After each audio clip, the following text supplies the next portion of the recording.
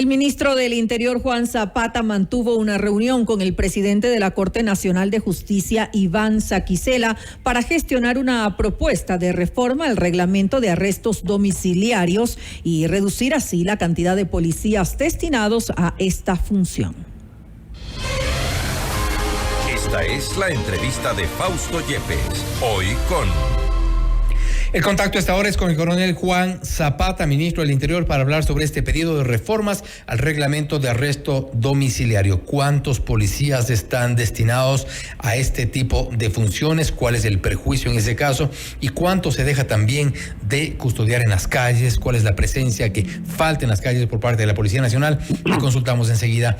Ministro, gracias por estar con nosotros. Fausto Yepes le saluda. Bienvenido. Buenas noches, Fausto. Siempre es un gusto conversar con usted, con su linda audiencia.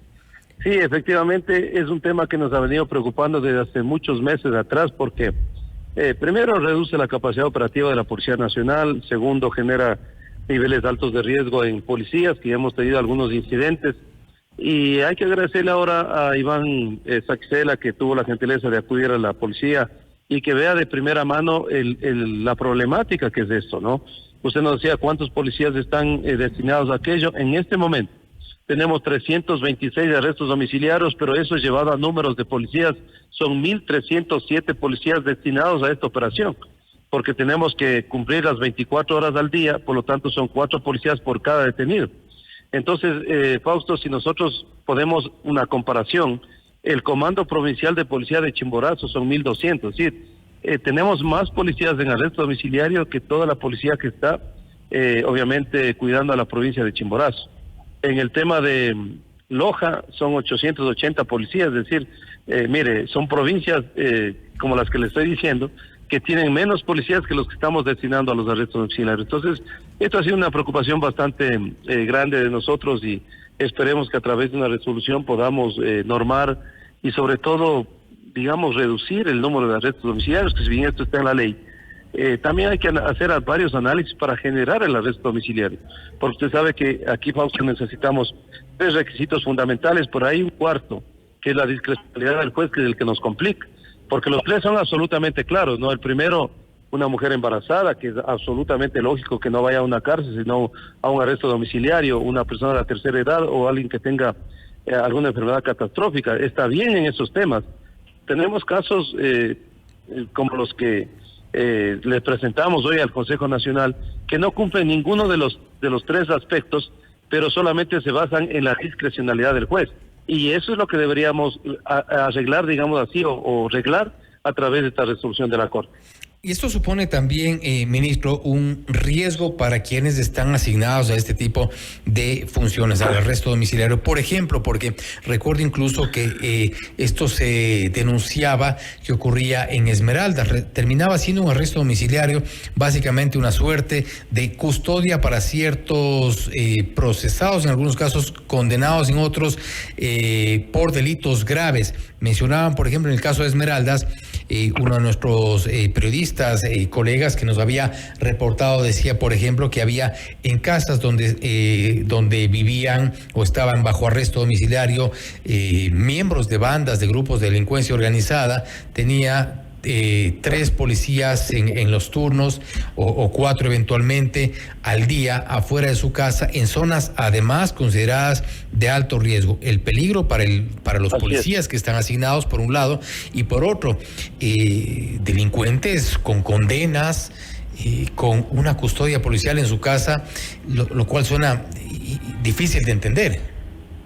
Así es, Fausto. Mire, para que nosotros tengamos y pongamos en contexto, el 71% de los arrestos domiciliarios están relacionados a personas que están vinculados a delitos sexuales, es decir, violaciones.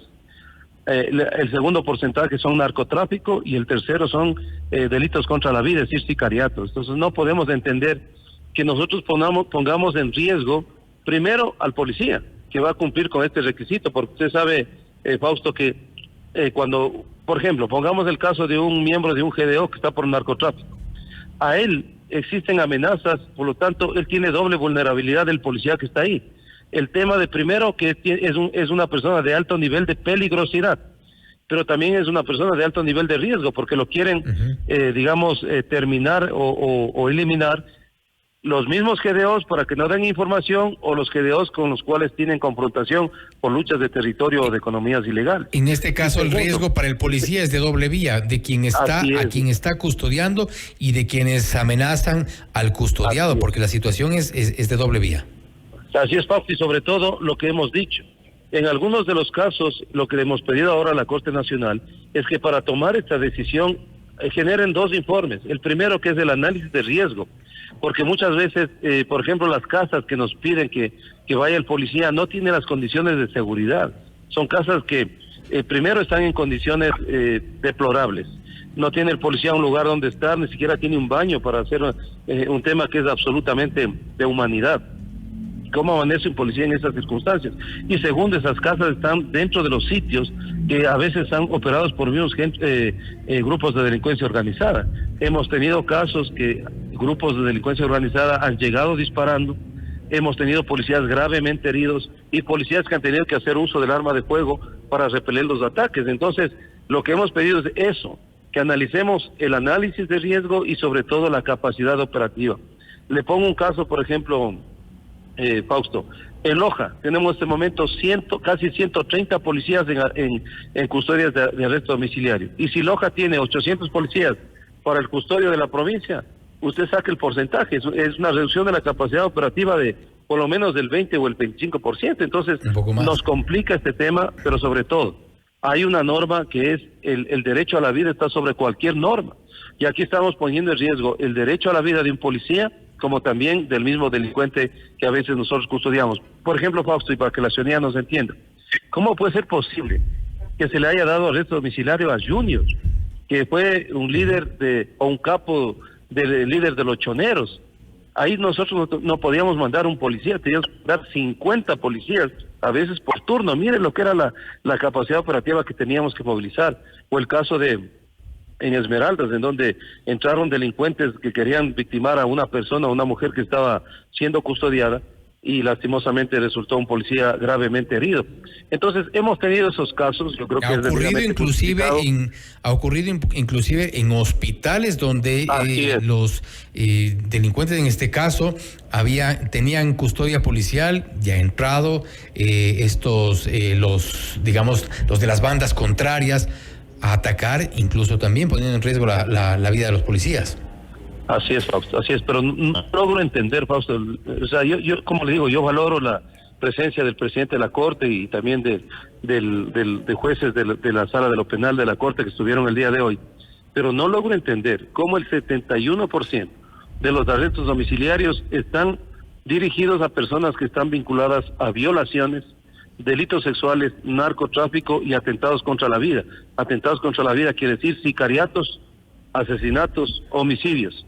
Eso es lo que yo no logro entender, porque es sumamente complicado. Yo creo que ahí sí tiene que aplicarse la prisión preventiva. Si bien es cierto, está en la ley y la prisión preventiva es excepcional, yo les decía el día de hoy, si nosotros hacemos un análisis de personas que están en los centros de detención, en los CDPs, digamos así, son personas que a lo mejor tienen menores niveles de riesgo con los que le estamos dando, resguardo domiciliario. Entonces, esos son los análisis que pedimos, que por favor y ojalá la asamblea que viene, dentro de las tantas reformas que tenga que hacer, por favor regule esto, ¿no? Porque creo que el ciudadano que me está escuchando nos entiende. ¿Cómo podemos dar nosotros resguardo a Junior en el momento que él era el cabecilla de los choneros? Entonces, ¿cómo? No entiendo la concepción, porque si aplicamos aquí, Fausto, los 4 principios. Primero, difícil que esté embarazado porque no es mujer, ¿no es cierto? Segundo, no es una persona de la tercera edad. Tercero, no tiene una enfermedad catastrófica.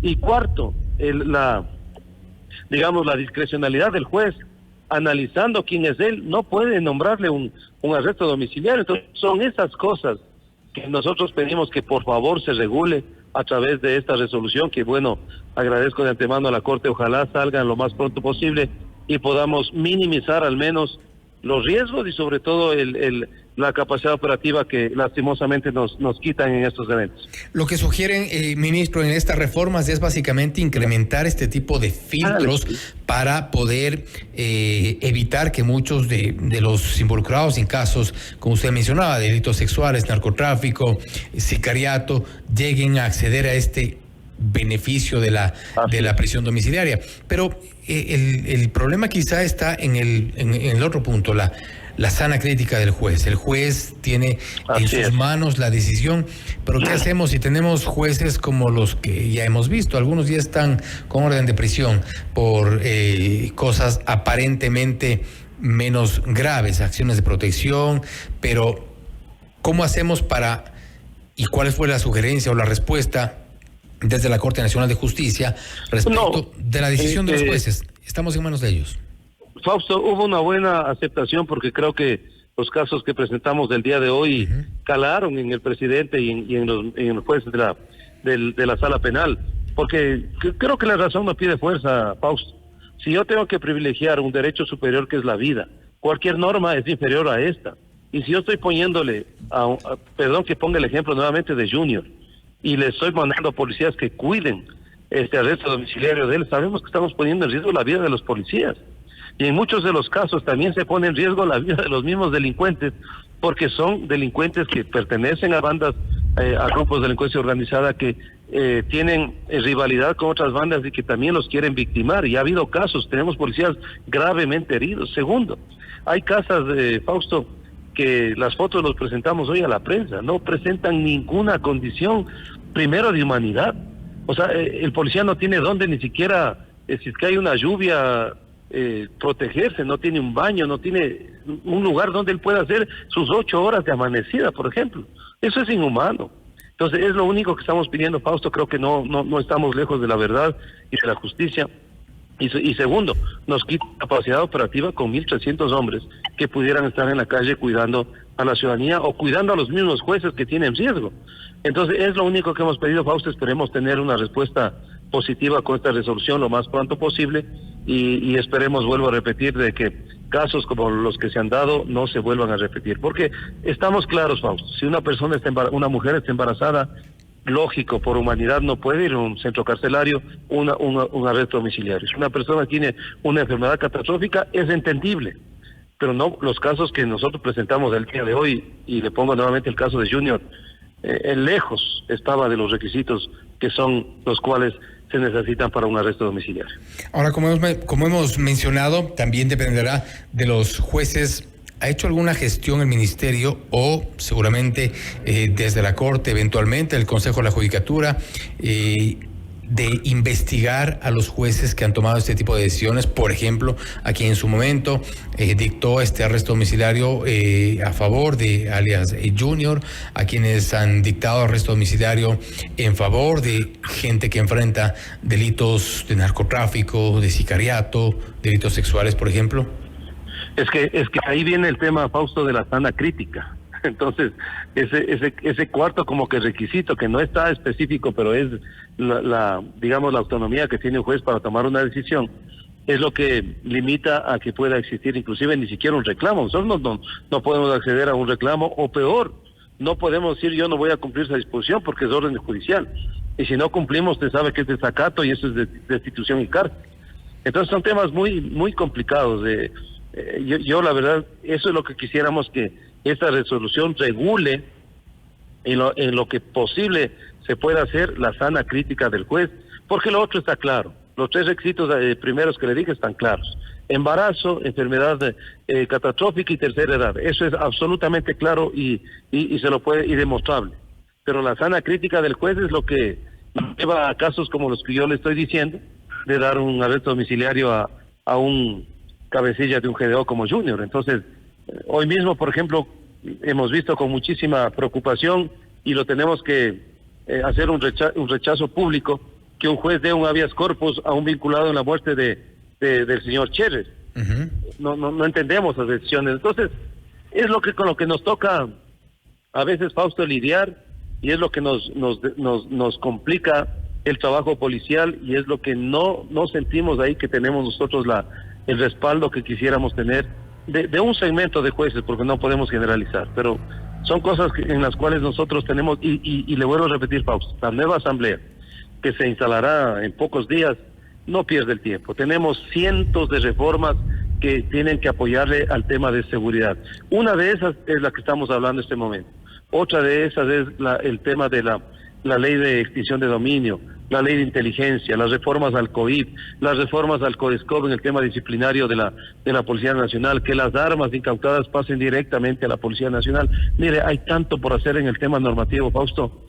Hace poco, para Ripley, Fausto, hay una persona que salió, una mujer, a los Estados Unidos con $2 millones, y le vuelvo a repetir la cifra, Fausto, $2 millones en cadenas de oro, en collares de oro, en pulseras de oro, en relojes de oro, y no hay una ley que eso lo pueda,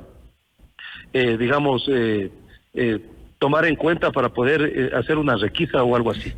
Hay tanto por hacer porque, Fausto, estamos trabajando como que si estuviéramos enfrentando a delincuencia común. La norma que está establecida es cuando trabajamos con delincuencia común. La dinámica tiene que cambiar. Hoy estamos actuando en crimen organizado. Entonces, la Asamblea tiene un reto enorme. Nosotros desde afuera estaremos vigilando que ojalá haga lo que tiene que hacer y apoye, porque esos son temas también que apoyen a mejorar la seguridad del país. Esperamos que tengan intenciones. Señor ministro, antes de cerrar, quisiera preguntarle sobre esta línea de recompensas por casos de terrorismo y en contra de la administración pública. ¿Han recibido ya llamadas con información, que al menos se ofrece información privilegiada sobre crimen organizado, narcotráfico y otro tipo de delitos? Sí, Fausto, ha habido muy buen recibimiento de la ciudadanía. Tenemos más de 3.700 llamadas.